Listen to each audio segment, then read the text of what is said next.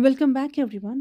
Today we are going to discuss about something really very important, that is female feticide. Female foeticide के बारे में आपने पढ़ा होगा, आपको पता होगा कि it's when people choose to end a pregnancy just because the baby is going to be a girl.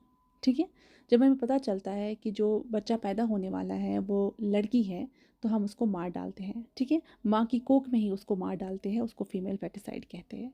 Now let's try to break it down into simple parts. First we'll try to understand the definition of female feticide. Female feticide होता क्या है? तो it refers to the deliberate termination of pregnancy based on the predicted sex of the fetus. ठीक है, so it typically it favors the male offspring over the female. जो बच्चा पैदा होने वाला होता है, जब उसका सेक्स हमें पता चलता है कि ये लड़की है तो उसको हम माँ की कोख में ही मार डालते हैं, and that is called a female foeticide. ठीक, it means killing of a girl in the mother's womb. There is another term that is female infanticide. The difference between these two terms is कि female foeticide का मतलब होता है बच्चे को मार डालना, if she is a girl उसको मार डालना माँ की कोख में। एंड फीमेल इन्फेंटिसाइड का मतलब होता है बच्चे को मार डालना, if the baby is a girl, पैदा होने के बाद उसको मार डालते हैं। It's killing after birth. So you need to remember these two terms, बहुत ज़रूरी है, ये एग्ज़ाम में आ सकती है। what female feticide is and what female infanticide is, right? Let's now try to understand the causes कि ये होता क्यों है, फीमेल फेटिसाइड का रीज़न क्या है, ये होता क्यों है, क्यों लड़की को मार डालते हैं। ठीक, तो first is the gender bias. Gender bias का मतलब होता है कि प्रेफरेंस हम लड़कों को ज़्यादा देते हैं। ठीक है, क्योंकि कुछ लोगों को लगता है कि लड़के जो है वो ज़्यादा वैल्यूबल है, वो लड़कियों से ज़्यादा इंपॉर्टेंस रखते हैं। ठीक है, जबकि ये गलत है, बट कुछ लोगों की सोच ऐसी होती है जहाँ वो प्रेफरेंस लड़के को देते हैं, तो ये एक कारण बन जाता है फीमेल फेटिसाइड का। Second is economic factors. We always say that पैसा जो है मनी मैटर्स, राइट? तो कुछ फैमिलीज़ में family they worry about paying a dowry when their daughters get married. तो कुछ लोगों की ऐसी सोच होती है, वो चाहते हैं कि हमें लड़की अगर होगी तो कल हमें उसको दहेज देना पड़ेगा, डावरी देनी पड़ेगी, उतना हमारे पास पैसा है नहीं कि जो हम उसके लिए खर्चा उठाए, उसके लिए डावरी दें। But they prefer, on that reason they prefer the female, sorry they prefer the male child, right? वो कहते हैं कि लड़का अगर होगा तो ये सब झंझट नहीं होंगे, तो ये सब चीज़ें हमें कल परेशानियाँ नहीं होंगी। तो this is also one of the causes जिस वजह से फीमेल फेटिसाइड होता है। Then we have accessibility of technology. Technology nowadays अगर हम देखेंगे, टेक्नोलॉजी ऐसे इतनी बढ़ गई है कि doctors can tell you whether the baby is a boy और a girl before they are born, right? So ये इजी हो जाता है लोगों के लिए डिसीजन लेना कि अगर वो उनको पता चलता है कि लड़की है तो उसको पहले ही मार डालते हैं, उसको कोख में ही मार डालते हैं। ठीक है, सो जो ये एडवांसमेंट्स हो गई मेडिकल टेक्नोलॉजी में, ये भी एक कारण बन गया फीमेल फेटिसाइड का। Then legal loop holes. Legal loop holes में क्या है? There are inadequate enforcement of laws prohibiting sex determination tests and selective abortions that enables the perpetuation of female feticide. मतलब ऐसे कोई लॉज नहीं है जिनको इन्फोर्स किया जाता है कि वो सेक्स डिटर्मिनेशन टेस्ट ना करने को, मतलब सेक्स, मतलब ऐसे कोई लॉज इन्फोर्स नहीं किए गए हैं जो लोगों को रोके सेक्स डिटर्मिनेशन टेस्ट करने से। ठीक है, तो ये जैसे हो रहा है कुछ जगहों पे it's considered very illegal, but कहीं कहीं it is legal, but outside India बहुत सारी कंट्रीज़ में ये लीगल है, वहाँ करते हैं, बिकॉज़ वहाँ पे यूजुअली ऐसी प्रॉब्लम नहीं होती है, फीमेल फेटिसाइड की उतनी परसेंटेज हाई नहीं है। But as far as India is concerned वहाँ पे ज़्यादा है, तो लाइक बहुत सारी जगहों पे इट्स बैन। ठीक है, तो यहाँ पे नहीं करने देते हैं, बट इलीगली बहुत जगहों पे ऐसा होता रहता है। तो ऐसे कोई स्ट्रॉन्ग लॉज नहीं है कि ये जो प्रैक्टिस है ये इलीगली भी स्टॉप हो। सो ये भी एक कारण बन जाता है फीमेल फेटिसाइड का।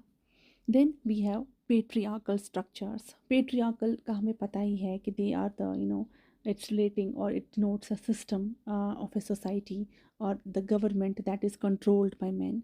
So कुछ societal norms ऐसे हैं जो priority ज़्यादा, जो importance ज़्यादा मेल को देते हैं in relatively to the female. ठीक है, तो ये भी एक कारण बन जाता है फीमेल फेटिसाइड का. Next will try to understand the consequences of the female foeticide. ठीक है, तो जो पहला कॉन्सिक्वेंस है वो है जेंडर इम्बैलेंस. जेंडर इम्बैलेंस का मतलब ही है कि नॉट इनफ गर्ल्स. ठीक है, क्योंकि जब लोग चूज़ करते हैं लड़कों को ओवर गर्ल्स, तो उससे क्या होगा कि लड़कियां कम पैदा होंगी और लड़के ही ज़्यादा पैदा होंगे. तो इसकी वजह से एक बड़ी प्रॉब्लम हो सकती है हमारी कम्युनिटी में. मेल टू फीमेल रेशियो में प्रॉब्लम हो सकती है, and that leads to the imbalanced population with far reaching social implications. So this is first consequence of the female feticide. Then we have societal disruptions. Societal disruptions में क्या मतलब होता है, अगर जेंडर इम्बैलेंसेस होती है तो उससे इंक्रीज्ड वायलेंस होगा, उससे ज़्यादा वायलेंस होगा अगेंस्ट वुमेन, उससे ह्यूमन ट्रैफिकिंग के केसेस हो सकते हैं and other forms of exploitation हो सकती है. Next is the psychological impact. Psychological impact कैसे पड़ता है, वुमेन जो है she may experience deep-seated feelings of inferiority and devaluation due to the societal preference for male offsprings. ठीक है, तो गर्ल्स को लगेगा कि वो इतने इम्पॉर्टेंट नहीं है, वो उतने मैटर नहीं करते हैं जितने बॉयज़ मैटर करते हैं. It's very sad, but this is one of the consequences of the female foeticide. Then we have the economic consequences. Economic consequences मतलब लॉन्ग टर्म इकोनॉमिक रैम्फिकेशंस जो है वो किससे अराइज होती है. They arise from a diminished female work force and decreased female participation in the society. Then we have ethical dilemma. तो ethical dilemma क्या होता है कि फीमेल फेटिसाइड जो है it raises profound ethical questions about the value of human life and the rights of unborn children. Exactly, जब female foeticide के cases आएंगे तो बहुत सारे क्वेश्चंस, एथिकल क्वेश्चंस रेज होंगे कि ह्यूमन लाइफ का वैल्यू ही नहीं रहा, ह्यूमन लाइफ का वैल्यू क्या है, और क्या जो बच्चा पैदा ही नहीं होता है, what are the rights of the unborn children. Now let's try to understand the solutions कि हम कर क्या सकते हैं इसके बारे में, what we can do about it. ठीक है, are there any solutions that can help us to stop this female foeticide. Let's try to understand. तो लीगल एनफोर्समेंट्स, अगर हम अपने लॉज को स्ट्रॉन्ग बनाएंगे, ठीक है, laws against the sex determination test जो मैंने कहा जो इलीगल है, बट कहीं ना कहीं बट अभी भी ये चीज़ होती जा रही है. ठीक है, जैसे मैंने कहा कि it's illegal, it's banned in so many countries, but ऐसे कोई लॉज नहीं बने हैं कि that it really stops the sex determination test. ठीक है, एंड सेलेक्टिव अबॉर्शंस. सो ये चीज़ें बहुत इंपॉर्टेंट है, और अगर हम इन चीज़ों पे एक लॉ जारी करें तो कहीं हद तक ये दो चीज़ें जो है ये कम हो सकती है. हम नहीं कह सकते ख़त्म हो सकती है, हाँ कोशिश करने पे ख़त्म भी हो सकती है, बट किसी हद तक कंट्रोल हो सकता है, किसी हद तक स्टॉप हो सकता है. Then education and awareness, it's like learn and teach. ठीक है, अगर हमें प्रमोट करना होगा जेंडर इक्वालिटी को, एम्पावरिंग वुमेन हम प्रमोट करते हैं, तो it's only because of the education. And हम अवेयरनेस कैंप्स लगाते हैं, कैंपेन्स चलाते हैं. So it can challenge the ingrained societal biases.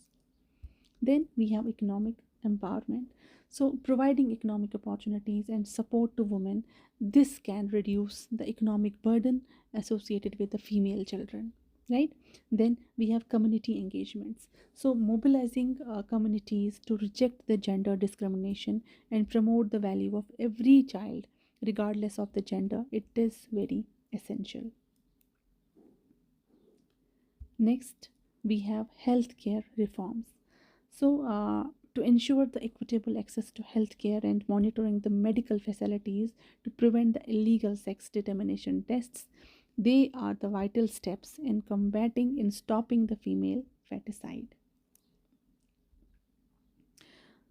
ठीक, तो ये कुछ सॉल्यूशंस थे जिसकी वजह से हम फीमेल फेटिसाइड को कहीं हद तक कंट्रोल कर सकते हैं, कहीं हद तक स्टॉप कर सकते हैं, राइट.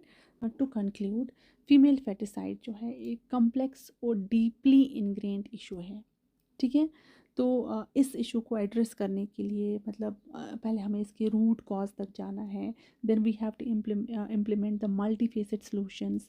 तो ये बहुत ज़रूरी है so that we can promote the gender equality, we can protect the rights of the women and girls and build a more just equitable society for future generations. ठीक, एज एडुकेटर्स एंड एडवोकेट्स हमारी responsibility बनती है कि हम इस awareness को rays करें, हम सोसाइटियल नॉर्म्स को चैलेंज करें एंड काम करें टुवर्ड्स अ वर्ल्ड जहाँ हर ज़िंदगी, हर लाइफ एक वैल्यू रखती है। ठीक है, मतलब एवरीबडी इज़ इक्वल, जितना लड़का इम्पॉर्टेंट है उतनी ही लड़की भी इम्पॉर्टेंट है रिगार्डलेस ऑफ द जेंडर। ठीक, so this was all about the female feticide, and this lecture will be followed by some important MCQs regarding the same topic. So you stay tuned to the channel. See you soon.